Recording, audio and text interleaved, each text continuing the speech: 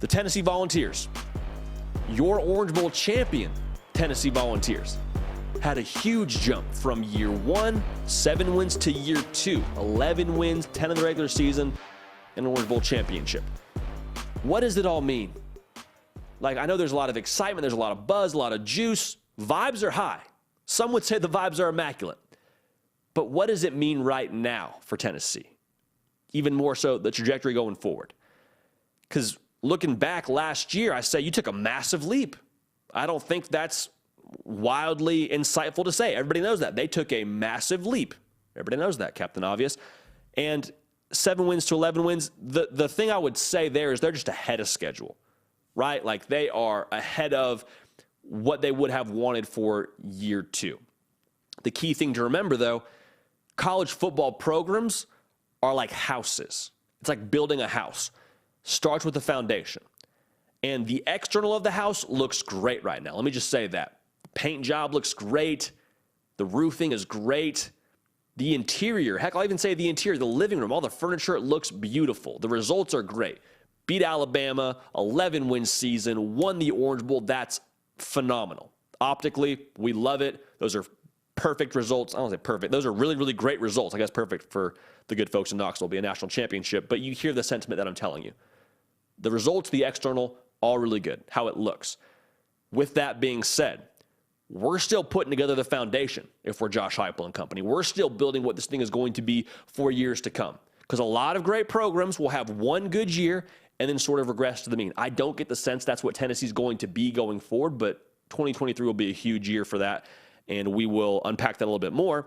But going back to the foundation, just hearing the way that Josh Heupel talked about his program, just philosophically, I think he's made of the right stuff, similar to what I said about Brent Venables. But Josh Heupel has no flinch in him. Persona is very calm. Demeanor is very calm. And we saw that in his football team multiple times. Saw it in the Orange Bowl. Hey, Hendon Hooker can't go. Got a lot of guys out. A lot of guys opted out. Joe Milton, you're in. That's cool. Throw it 28 times, coach. I'll throw 3 touchdowns. We'll score a lot of points. We'll have a good day. Like, they just reset. There's no flinch, no moment. Feels like it's too big for this team. Now, foundationally, that's one of the pieces. The other piece is the recruiting trail. And Tennessee is becoming more and more of a hot commodity. They finished with the number 12 class, according to the On3 consensus team recruiting rankings, on the early signing day, which we now just kind of call signing day. They're going to have another shot at it in February. The number 12 class maybe just optically feels like it's a touch disappointing because of where you were during the season. I would caution you from approaching it that way. I would caution you from thinking about it that way, because when I look at Tennessee, I think they just got who they wanted to get, right? Like, they signed everybody who was committed. Good deal. Job well done. Good day at the office. They didn't lose a bunch of guys. They didn't have somebody else flip on them on signing day to, make their class just plummet. They signed who they were supposed to sign. That's great. So going forward, you look at some other pieces foundationally. Do you have the right coach? Folks, in Knoxville, I believe you have one of the best coaches in college football. The sample size is small. It's only going to be year 3 for him, but I'm just telling you, the way that he schemes it up, the way that he carries himself, whoa, I'm hitting the notepad across the screen here. The way that he conducts himself, let me see, reset, just like Josh Heupel. We're going to reset, we're good to go. That's how we operate our program too. He doesn't get phased, and they are a team that I think cares about the right things. They're focused on, we say it all the time, internal over external. Internal starts first. We're going to do things the right way in-house. We're going to trust it's all going to happen on the field. I think that's setting them apart from a lot of these other programs, just quite frankly. To be honest with you, that's kind of the way they're operating right now. But all of this is going to hinge, for me, next year at least, success-wise, on Joe Milton.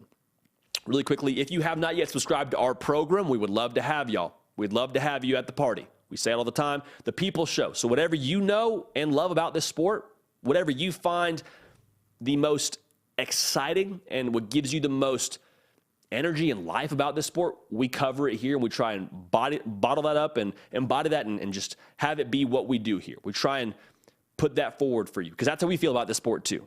We love it just as much as you. We feel overwhelmingly grateful that we get to do it as a job. Also, follow me on Twitter and Instagram at JD Pickell. just a great medium for us to have a back and forth, for us to have some communication and do more, quite frankly, of what you want to see on this program. All right? Talking about Joe Milton. In the Orange Bowl, I think he impressed everybody. Like, going into that game, we all knew he could throw it a quarter mile. We all knew he had Uncle Rico kind of arm strength. But in that game, he was a great decision maker. He was a great manager of the offense.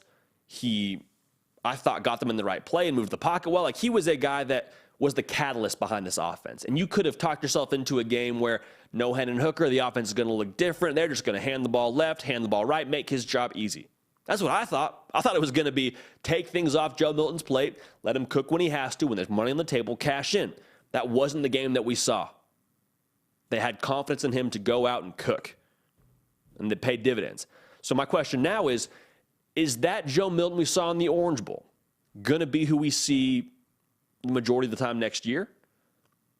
Is that going to be consistently what we get from him, output-wise? Because if it is, Tennessee's going to have a chance to be really, really good.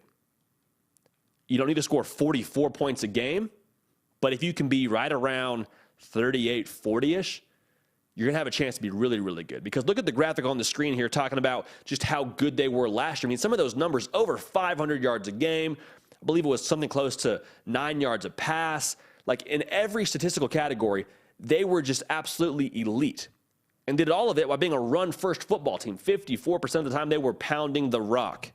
I think that'll still be their approach. But my question after that is, okay, if you're going to be just really good offensively, can the defense just be 10% better? Can the defense just be better to where they're not giving up 287 yards a game through the air? Because that's what hurt them, really. I mean, the secondary was a place that Tennessee was not bad all the time. They had some really good showings against Kentucky especially, but it's somewhere where they have to be more consistent, somewhere where they can just be better from wire to wire. Because if the defense can just be 10% better, then I think you actually allow some growing pains for the offense.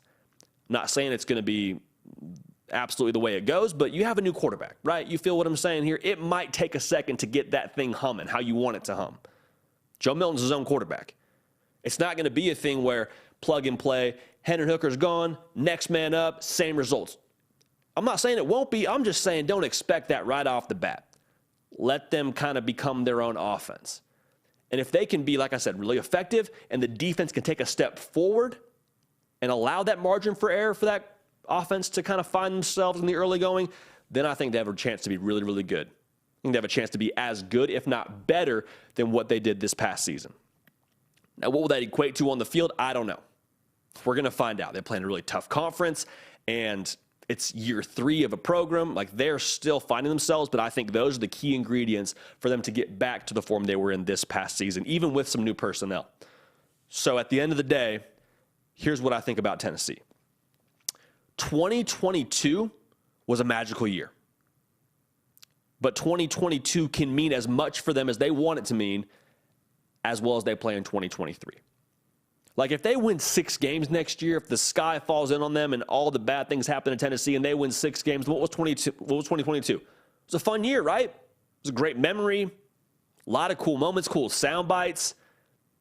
Threw a goalpost in the river, see if it floats. Apparently it doesn't. It was a great memory. But if they're able to build on that, if they're able to put together another great year in 2023, well, then guess what happens? Momentum. Big Mo enters the building. Program starts rolling a little bit more. And then people start looking at Tennessee differently and saying, oh, man, it's the second year they did that. Maybe Tennessee's a program that I want to go play at.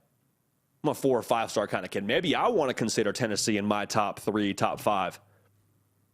So I think this is going to be a very big year for them to cash in on the success they had in 2022.